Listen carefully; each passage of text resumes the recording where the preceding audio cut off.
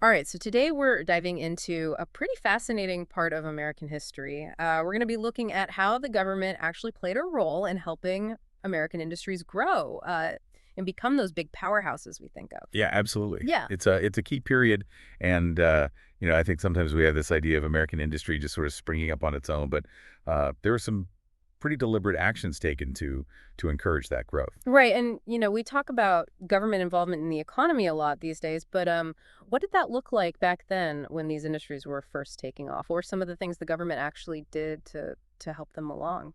Well, one of the big tools they used were these things called protective tariffs. Tariffs. Okay, so I've heard that word thrown around, but refresh my memory. What exactly is a tariff? So basically, it's a tax on goods coming in from other countries. Okay, so if someone here in the U.S. wanted to buy something, let's say steel from England, they'd have to pay extra on top of the normal price because of that tariff. Right, exactly. The idea was to make those foreign goods more expensive so that people would be more likely to buy American-made products, support local industries, that sort of thing. Makes sense. So it was kind of like giving American businesses a bit of a leg up against the competition. Yeah, you could see it that way. Hmm. And it definitely did help some industries get a foothold, grow without being immediately undercut by cheaper imports from overseas. But, there were also some arguments against tariffs even back then. Oh, really? Like what? Well, some people felt that ultimately those tariffs just meant higher prices for consumers, whether they were buying American or foreign goods. And some also argued that it maybe made American companies a little too comfortable. Yeah. They didn't have to work as hard to compete on price or quality if they were being protected from that foreign competition. Hmm. Yeah, that's an interesting point. So it wasn't a simple black and white kind of policy. Yeah. Interesting. Okay, so besides tariffs, what were some other ways the government tried to encourage industrial growth? Another big one was subsidies. Subsidies. Okay, now I think I remember that one from econ class. But break it down for me again. What does that actually mean in practice? So a subsidy is basically when the government gives money or some other kind of financial support directly to certain businesses or industries. So not just making it harder for foreign competition, but actually like directly putting money into the pockets of American companies. Right. It was a way to make it easier for them to get started to grow, to expand their operations. And, there were certain industries that really benefited from this kind of government support. Any examples come to mind? Well, the railroads are a classic example. The government gave railroad companies huge tracts of land and also provided them with financial incentives to build out those massive rail networks. Which makes sense, right? I mean, railroads were absolutely essential for moving goods and resources around the country, connecting different markets and industries. Absolutely. So Oh. the growth of the railroads had this ripple effect that helped a lot of other industries thrive as well. Okay, so we've got tariffs and subsidies. So that's the government actively stepping in and trying to shape the economy. But then you also hear this term laissez-faire being thrown around a lot when talking about this period. So how does that fit in? Yeah, laissez-faire, it's a French term, basically means let it be or leave it alone. So the idea is that the government should just stay out of the way and let the market do its thing. Right. That was the theory anyway. Mm. And it was a popular idea among a lot of business leaders at the time. They felt that government interference would only stifle innovation and hinder economic growth. But then we just talked about tariffs and subsidies, so it doesn't sound like the government was completely hands off. Yeah, you're right. It was definitely a more complicated picture than just pure laissez-faire. The government was willing to intervene when it felt it was necessary, to protect certain industries or to promote national economic development. So it was kind of a balancing act between those two ideas. Interesting. So maybe it wasn't so much about whether the government should be involved at all, but more about like when and how and to what extent. Exactly. It was a constant debate, Yeah. And you can see how those debates continue even today. Oh, absolutely. Okay, so we've talked about how the government tried to help American industries grow. Now let's talk about those industries themselves, because, as they expanded, we started seeing the rise of some pretty big and powerful companies. So what are some of the key terms we need to understand about how those companies got so big? Well, two important ones are mergers and monopolies. Mergers and monopolies. All right, so let's start with mergers. What does that mean exactly? A merger is basically when two or more companies decide to join together and form one bigger company.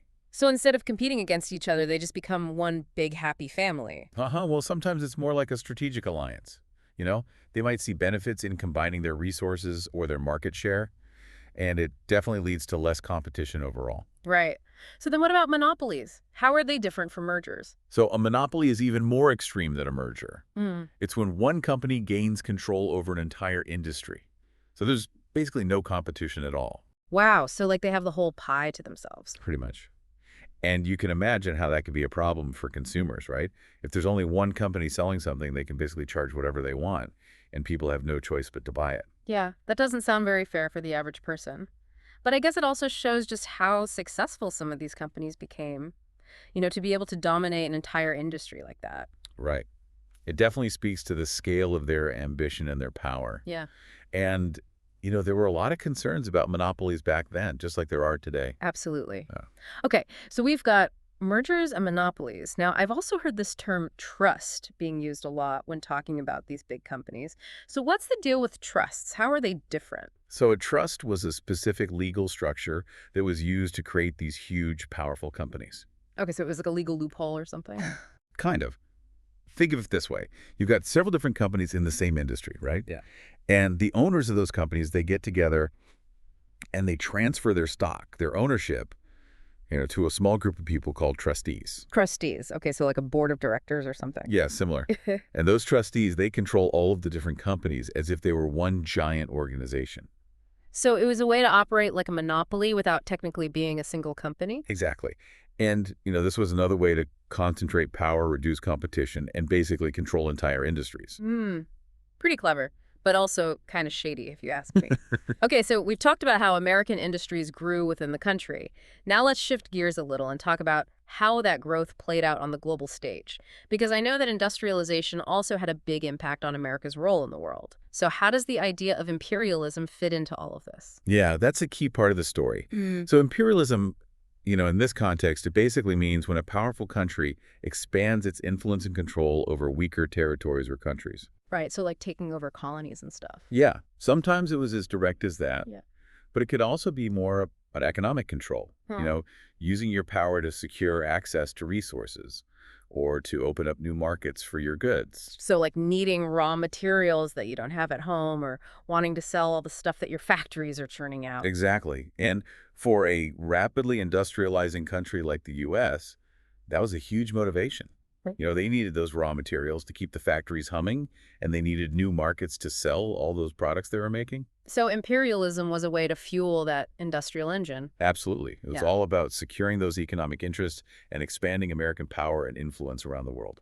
Okay, so let's get into some specific examples of how that played out. So the Right. Panama Canal, for instance, that was a pretty huge undertaking. So how did that tie into American industrialization? Oh, the Panama Canal was a game changer. It's that man-made waterway that cuts right through Central America, connecting the Atlantic and Pacific Oceans. Right, so ships didn't have to go all the way around South America anymore. Exactly. Before the canal, that journey was long and expensive and sometimes even dangerous. Yeah.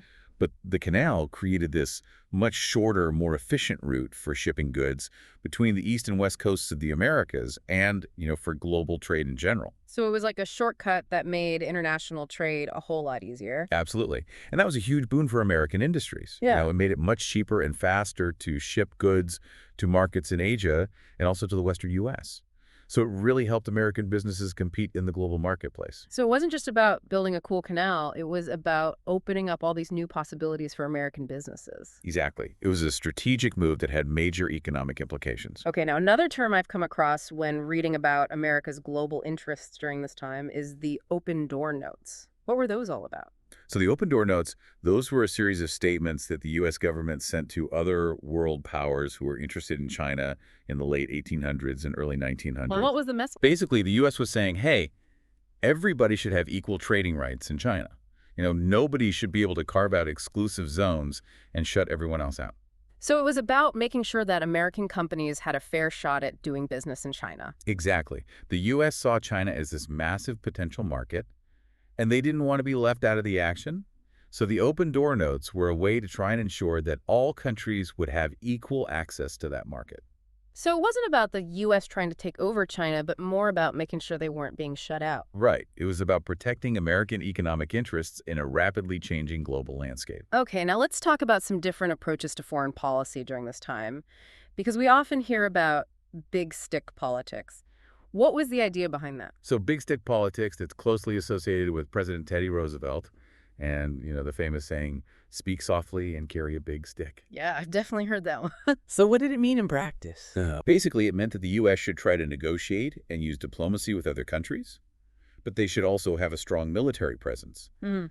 just in case things didn't go their way. So the big stick was like a way to back up their words with actions. Exactly. It was about projecting power and showing that the U.S. was willing to use force if necessary to protect its interests. And those interests included economic interests, right? Like protecting American investments in other countries. Oh, absolutely. Yeah. Especially in places like Latin America, the U.S. had a lot of economic interests there, and they wanted to make sure those interests were protected, even if it meant using military force. So it was a pretty assertive approach to foreign policy. Yeah, definitely.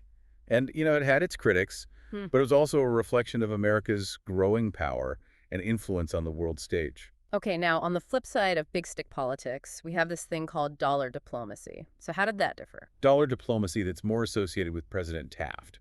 And it was a bit more subtle than the big stick approach. So instead of the threat of military force, it was more about using economic leverage. Right. The idea was to use American investments and loans to influence other countries, especially in Latin America and the Caribbean. So like encouraging American businesses to invest in those regions.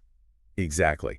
And the hope was that those investments would not only benefit American companies, but also help stabilize those countries and make them more friendly to U.S. interests. So it was a way to exert an influence without necessarily resorting to military intervention. Right. It was more about using economic carrots rather than military sticks. Interesting. So it was a different kind of power play. Absolutely. Hmm. And, both big stick politics and dollar diplomacy, they show how American industrialization was really intertwined with its foreign policy. Right. As the U.S. economy grew, its interests and its influence extended further and further beyond its own borders. Exactly. And, those connections between domestic growth and foreign policy, they continue to be important even today. Okay, so we've covered a lot of ground here. We've talked about tariffs, subsidies, monopolies, imperialism, the Panama Canal, the open door notes, big stick politics, dollar diplomacy. It's clear that the government was not just sitting on the sidelines during this period of intense industrial growth. Not at all. They were actively shaping the economic landscape, both at home and abroad.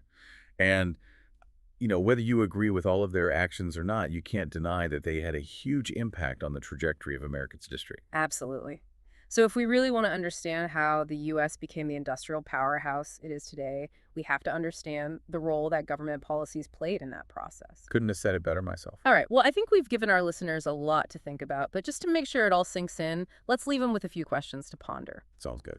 So first, what was the main purpose of those protective tariffs we talked about earlier? Why did the government put them in place? And secondly, can you think of a specific example of an industry that benefited from those government subsidies during this time? And third, how would you explain the difference between a monopoly and a market where there's a lot of competition between businesses? What are the key differences and why does it matter? And fourth, how did the Panama Canal specifically help to boost American industrialization? What were the key benefits? And finally, what was the U.S. government hoping to achieve with those open door notes in China? What was the bigger picture there? If you can answer those questions, I think you'll have a pretty good grasp of the key ways the government supported the growth of American industry. Absolutely. Well, that brings us to the end of our deep dive into this fascinating period of American history. Thanks for joining us, and we'll catch you next time for another exploration of the past. Always a pleasure. Until then, keep those brain gears turning. And keep asking those questions. We'll see you on the next deep dive. See you then.